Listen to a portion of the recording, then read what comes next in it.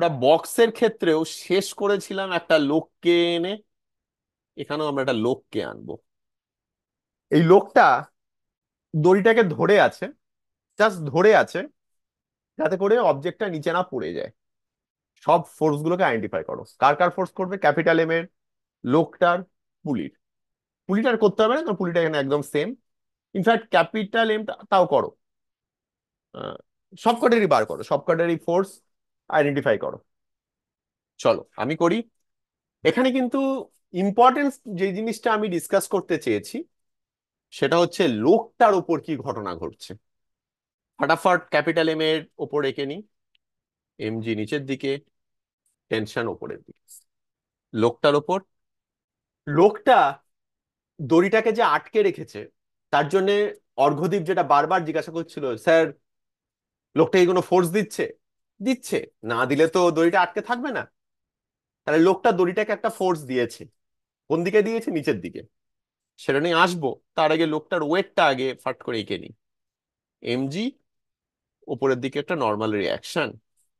লোকটা, আমি যদি ধরে নিই যে লোকটা একটা এফ ফোর্স দিচ্ছে দড়িটাকে নিচের দিকে, দড়িটা লোকটাকে একটা ফোর্স দেবে উপরের দিকে সেম ম্যাগনিচুডের।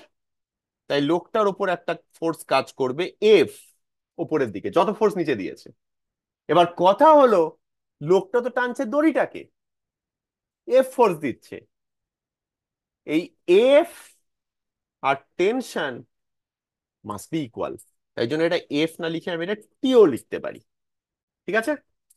দড়িটার উপর এফ ফোর্স দিচ্ছে মানে দড়ির উপর টেনশন দিচ্ছে, আলাদা কোনো ফোর্স নয়। এটাই বোঝার। আর লোকটার উপর এফ ফোর্স ওপরের দিকে কাজ করছে। জানো, এই যে লোকের ওপর ওপর দিকে কাজ করছে, এই নিয়ে তোমরা প্রচুর অঙ্ক পাবে। কিরকম জানো?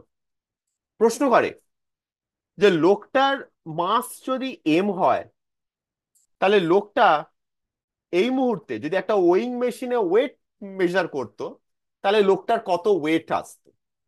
এই ধরনের প্রশ্ন জিজ্ঞাসা করে।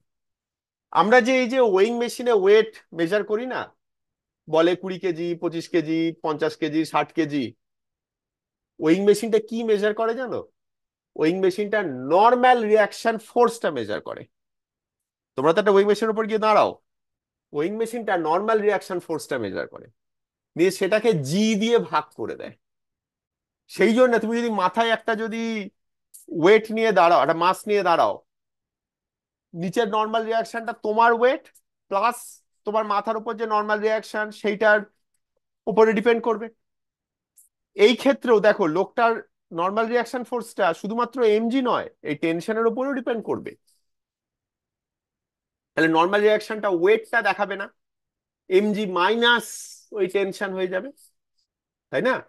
তাহলে তোমার যে ওয়েটটা যেটা মেজার করবে সেটা হচ্ছে normal reaction force divided by G.